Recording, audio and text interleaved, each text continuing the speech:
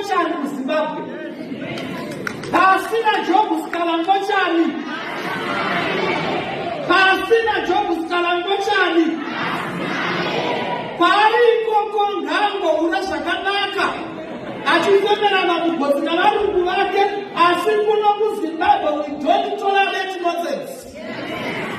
Apana patinopeta maoko. Kana job Sikhala achitaura bad about Zimbabwe, achitaura bad about the policies. Hurumende iri kutonga yemuno munyika ngangoita zvaari kuita ikoko, kana apedza ikoko akaona kuti zvamupa mimba koita meni manzopona zvapera. Baskwera Zimre Zimbabwe, welcome to our channel Zim Confessions and Deep Secrets. Kana kariki kutanga kukuya panino channel, please don't forget to subscribe. Kana chungwa garo ka subscriber, don't forget to comment and share this video. Nasi takwigirai nyaya buritswa na opposition politician Job Sikhala yabuda achizvidistance from a fake account iyo yakabuda ichikola for a nationwide strike musi wa 25 May. Job Sikhala abuda achiti this is a plot by the state to send him back to prison. Akataura iye achiti they are trying to paint his picture black so that they arrest him. Akabuda chitaura yachiti let me make it clear kuti he is not associated this ex handle iri kuposta very negative about Zimbabwe. This account yakabuda ichitaura iyo ichiti Sikhala had planned for a nationwide protest iyo yainzi iri kuitwa musi wa 25 May. Ikabuda ichikola for Zimbabweans to meet and gather Robert Mugabe Square. This account yakaposta ichitaura iyo ichiti it's time to act. We've wasted enough time leaving Mnangagwa and his cronies playing games with us. Fellow freedom, peace and change thirsty Zimbabweans, let's all meet at Robert Mugabe Square on the 25th of May 2024. Even if they deny us permission, we will do it, and the time is now. Those are zvakanyorwa this X handle Job Sikhala akabuda pa social media pa X handle yake achara the intention of the post is to portray a picture that I have called for anarchy and give them the excuse to arrest me. And let me make it clear, I disassociate myself in all material respect from the statement issued by this masquerade using my name. Job Sikhala akambo spend 595 days ari mu remand on my charges kuti he incited violence and obstruction of justice. My charges anga related to the violence yakaitika pa funeral ya Citizens Coalition for Change activist More Blessing Ali. So akazo-release this year muna January. Akabuda achitaura iye Job Sikhala achita I do not plan to hold any thoughts of calling for any action. This is a post that was thrown into space for a purpose. The regime is still smarting and enjoying the fake conviction they procured against me on the law that does not exist on a post that was made on a fake Facebook account where the state failed to prove that account belongs to me. And many people's reputations are being soiled by fake accounts being run in their names by agencies of the state and Varakashi. They are desperate. Lozakabuda uchitaurwa na Job Sikhala achizvidistance from this protest or strike ikunzi Yarongwa musi wa 25 May pa muHarare muri Zimbabwe. Tingazive kuti munoona sei nyaya iyi kutaura kwatiri kuita. Job Sikhala is under fire supporters eZanu PF enofunga takaona Oncube achikola achitaura yeye achiti pasi na Job Sikhala.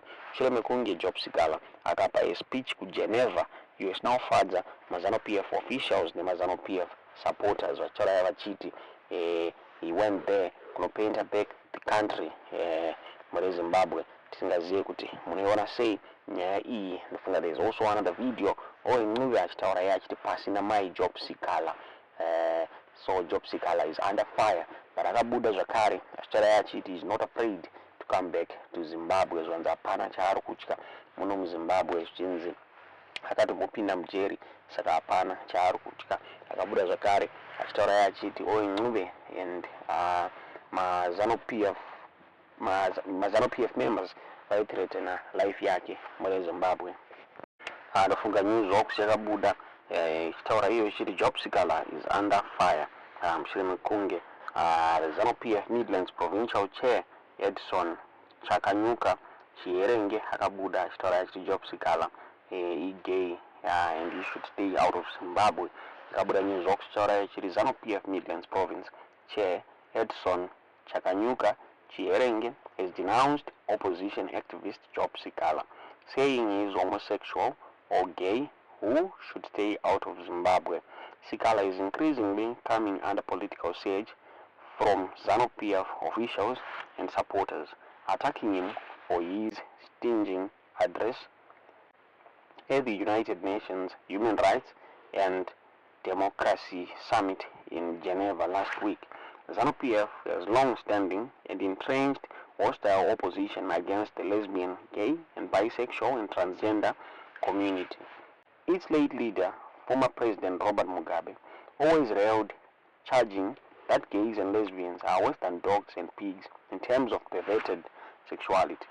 President Emmerson Mnangagwa's key political ally, Owen Ncube, has also slammed Sikhala for his Geneva speech using the party's hate-filled slogan saying Pasi na Sikhala.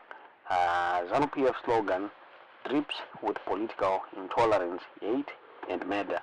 Ndo zvakabuda zvitaurwa nenews box muri Zimbabwe. Tingaziva kuti munoona sei nyaya iyi yabuda ichitaurwa naJob Sikhala kuti the state is trying by all means kumusunga, since they are the ones who are now saying kuti Sikhala is planning a demo musi 25 May. Tingaziva munoona sei nyaya iyi. Tiudzewo zvamuri kufunga pamusoro penyaya iyi mucomment section. Statement on Job Sikhala's attention-seeking rants. ZANU-PF Midlands Province Youth League notes with regret the derogatory and attention-seeking statement by former opposition legislator who is currently on a world tour denigrating his motherland in exchange of a few coins of silver, who put it on record that no one cares about Mr. Job Sikhala or what he is doing. He's just a convicted criminal in office who is seeking political relevance in a bid to revive his already failed political career. As Midlands Province, we believe in unity and political tolerance as we move towards 2030, which we ought to achieve before 2030. What Mr. Job Sikhala is doing to please our former colonizers and oppressors will not in any way derail us to move toward our economic trajectory that the ZANU-PF government is enjoying under the leadership of His Excellency, the President of the Republic of Zimbabwe, Comrade E.D. Mnangagwa. Pasine Mandu is a revolutionary statement that denounces all imperialist formations, thinking and actions that undermines Zimbabwe's sovereignty, independence, and territorial integrity. We don't have any regret whatsoever in chanting the slogan. Claims by Mr. Job Sikhala that the revolutionary slogan is meant to kill or threaten him are not only foolish but a clear sign of desperation and lack of wisdom on his part.